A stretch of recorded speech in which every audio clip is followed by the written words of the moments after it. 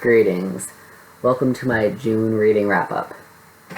I'm going to try to make this as short as possible because I didn't have a great reading month. I didn't necessarily have a bad one, but I'm not super excited about any of the books really, except for maybe one. I ended up finishing a total of 5 books. Yes, 5 books, and DNFing one. One of them was an audiobook, and then when it comes to genres, I read 1 graphic novel, 1 1 graphic novel, 1 middle grade fiction, 1 children's literature, 1 memoir, and then 1 horror novel. The book that I DNF'd was sci-fi. It came out to a total of 1,221 pages. For the audiobook, I decided to just look at how many pages are in the physical book and just use that number since the audiobook doesn't tell you how many pages there are. When it comes to ratings, DNF'd 1, I gave 1 book 4 stars and 4 book 3 stars, which isn't bad. I didn't actively dislike any of the books that I read, like, none of them got below 3, so I guess that's good, but I don't know, I'm just kind of disappointed. I wish that I was reading more 4 and 5 star books, which maybe I will later in the year, but it's like, I've read like 20 books, I think, and I think I've only given 2 of them 4 stars. Like, I don't think I've given any of them 5 stars. So, yeah, that's fantastic. Anyways, yeah, so I'm just gonna get right into it. I'm not gonna talk about each book too much. The one that I gave a 4 star, I'll talk about more, but the 3 star ones, I'm not gonna say much. So the first book that I finished was Cat Person by Siu Kim. It's a graphic novel, and while it is really cute, it wasn't my thing. I don't know if graphic novels just aren't my thing. I don't know, it seems that I haven't really liked any of the graphic novels that I read. Maybe it's just the content of them. I don't know. But Cat Person is about a girl who has a cat and she talks about life with her cat and like just what her, I keep like hunching over really bad. Okay.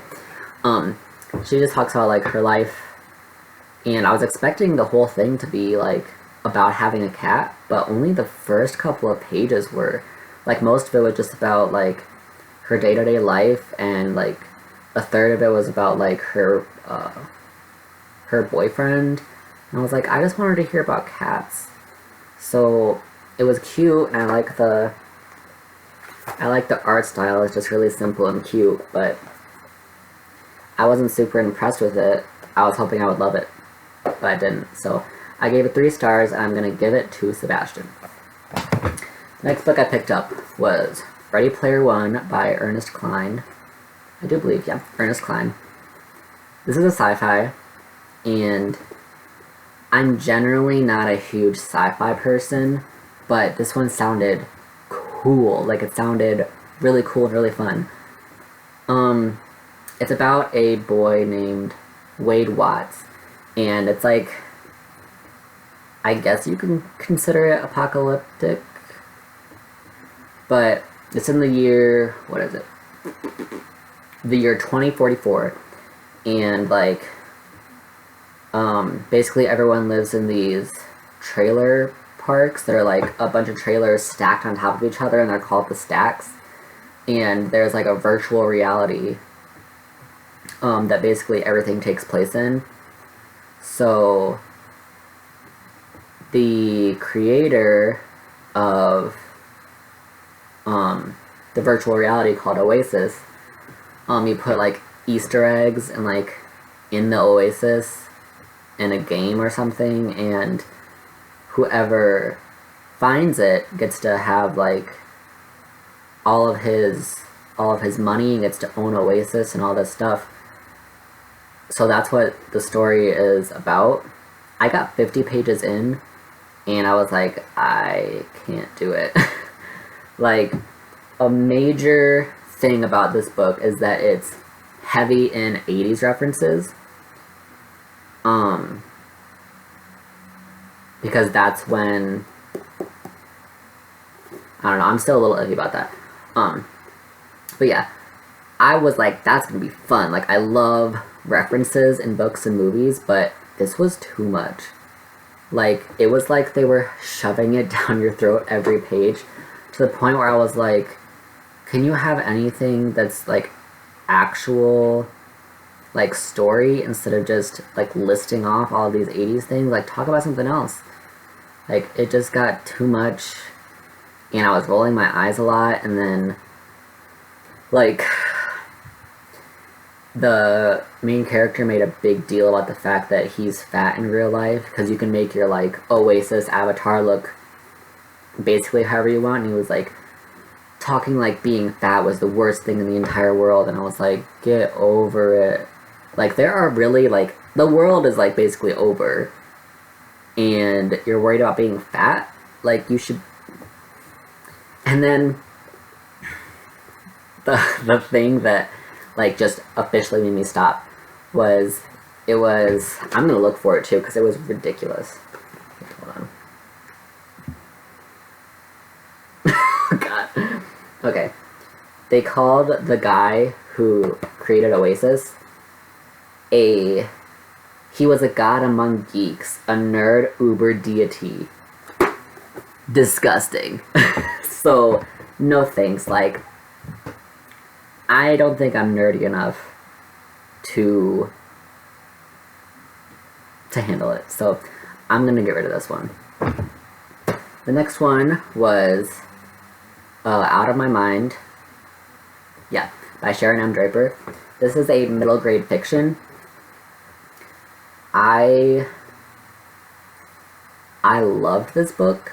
It's not like one of my new favorites. I did give it a 4 out of 5 stars, but I love it. It is about an 11-year-old girl named Melody who has a cerebral palsy, and she can't talk or feed herself or go to the bathroom or like do the basic stuff, and she's in a wheelchair. And this book is talking about her year. I keep slanting, oh my goodness. Her year of 5th grade. And it was amazing, to be honest. Like, it was realistic in the sense that like the book is Melody telling us about her 5th grade year, and it really is like it's from the point of an 11-year-old girl. Like, it was kind of weird how like it didn't sound like it was an adult writing in the perspective of an 11-year-old girl. It really sounded like it was an 11-year-old girl. It was also realistic in the sense of how people with disabilities are treated. They really didn't sugarcoat it. It wasn't like completely like just gruesome and terrible. There were a lot of accepting people, but when it comes to kids, it was very realistic on how kids treat kids with disabilities. And a lot of scenes were really upsetting because of how realistic it is, and then it makes you think like, wow, like people and like children with disabilities really are treated this way, and it's so common, and it really shouldn't be. I'm not really explaining it well, but I don't know. Specifically the ending. After the ending, I kind of just sat there, and then I went out into the dining room, and sat with my girlfriend, and I just started crying because I was so upset by how these kids were treating Melody. And like, I was like, how could you do that to a person? And I really love this little girl. It's like she's my little sister or something. Like, I feel so connected to her. When I wasn't reading the book, I missed her as if she was a real person. Like, it felt like I was going to visit her and she was telling me her story. And honestly, I would read another book about this girl. I would have read this book if it was twice as long as it is. Like, it was a good book.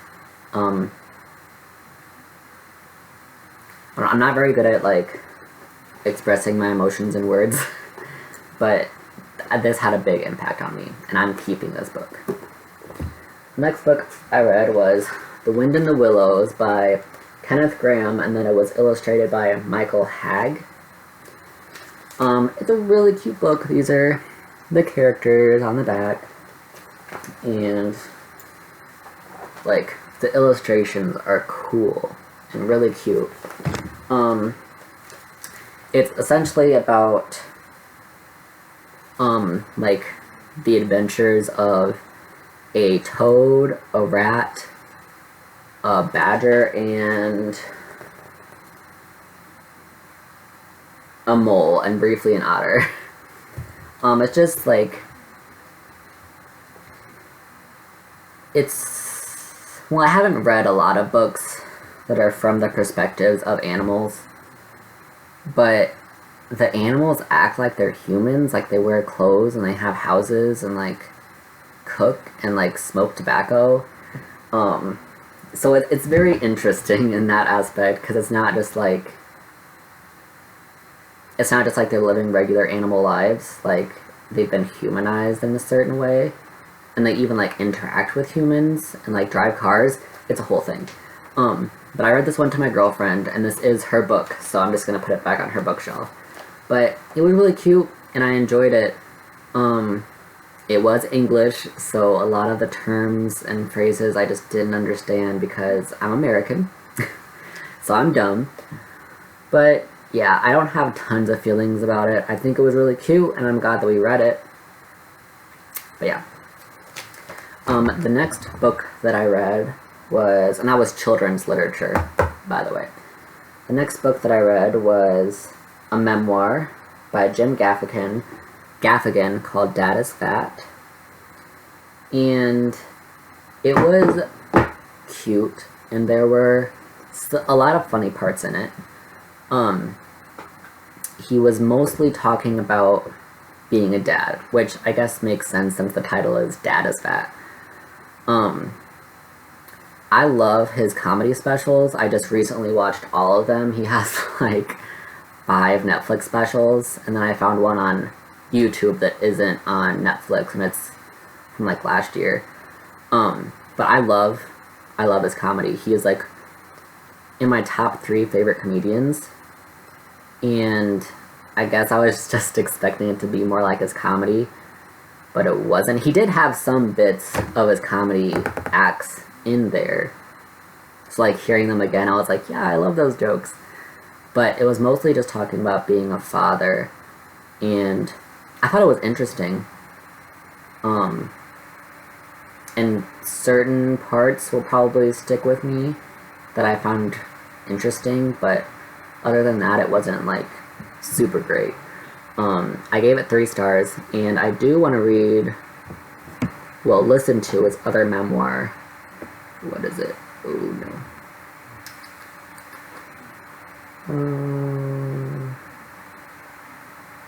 Oh my goodness. It's called Food, a Love Story, because I think I would connect with that more, because I'm not a father, you know. Wow, this video is way too long already. Okay, moving along. The last book that I finished was The Bird Eater by Anya Albourne. It's a horror novel, and I could go on about this for a little while, but I don't want this book to be this video to be 800 years long, so I will keep it short. It is about a man named Aaron who... Give me a second. Aaron, who, when he was young, his mom died, and then his aunt died, and he had to go into foster care, and then when he is an adult, his son dies in a car accident, and his wife leaves him, so he thinks that going back to his childhood home and fixing it up would make his wife want to be with him again. And basically it's the story of like how the house is haunted, and yeah, like the first 50% of it was solid. It was good. It felt a lot like I was watching a horror movie. It like fit into that kind of formula. But then in the middle of the book, a love interest was introduced, and I was like, I don't freaking think so. You don't need a love interest in a horror book, and it just, like, it made me ridiculously upset. But I pushed through it, and then I got back into the story, and it was like, at the beginning, he was, like, slowly losing it, because the main character, he is an alcoholic because of losing his son, and he abuses his anxiety medication. So that's, it kind of makes him an unreliable narrator, because you don't know if he's actually seeing the things that he's seeing, or if it's like drug or grief induced. But like the beginning was a good pace, but then once I got to like 60% of the book, it was just a downward spiral. Like, he got really bad really fast. Like, there were multiple times in the book where it was like in the morning, like he didn't look good, but he looked better, and by the end of that day, he literally looked like he was dying. So it was like very drastic downward spiral. I was really disappointed because it has a good premise. I don't want to talk too much about the plot, but the ending did not make sense. Like, it was wrapped up in the last 30 pages, which, I get it, I'm starting to feel like that's pretty common, but it wasn't possible. Like, things aren't very clear what they were trying to imply, and the things that they were implying aren't, like, don't make any sense. And I was like, how, like, what? I don't know, it was just frustrating, but I gave it a 3 out of 5 stars. Where is it? I gave it a 3 out of 5 stars, and I'm gonna get rid of this because it was disappointing. I feel like if it was a horror book, it is a horror book. I feel like if it was a horror novel, oh my god, I'm losing my mind. If it was a horror movie, I feel like I would have loved it, because it really fits the formula, and it's like kind of cheesy, but it would have a lot of jump scares if it was a movie. Okay, so yeah, I'm in a bit of a reading slump right now. I wasn't too excited about the books I read in June, and I'm not too excited about the books I'm reading now. So hopefully that changes, because I'm just tired of reading mediocre books. So yeah, this is like the longest reading wrap-up I've ever had, and probably the messiest. So I hope you enjoyed it. Peace out.